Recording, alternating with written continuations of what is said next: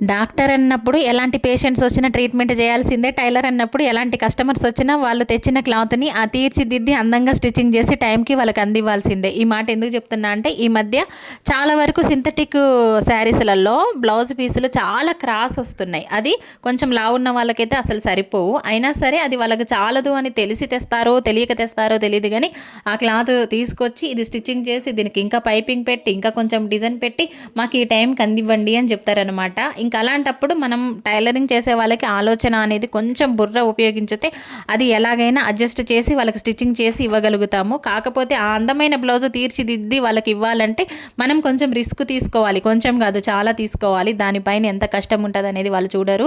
ఆ బ్లౌజ్ మాత్రమే చూస్తారు కాబట్టి ఇంక అందుకే ఇలాంటి కస్టమర్స్ కూడా వస్తూ ఉన్నారు కాబట్టి నేను ఒక నిర్ణయానికి వచ్చాను. ఈ న్యూ ఇయర్ నుంచి ఇంతవరకు ఒక బ్లౌజ్కి 150, 170 తీసుకున్నాను. ఇక నుంచి లైనింగ్ బ్లౌజ్కి అయితే ఖచ్చితంగా 200 తీసుకోవాలని ఫిక్స్ అయిపోయాను. వీడియో నచ్చితే లైక్ చేయండి. Bye bye.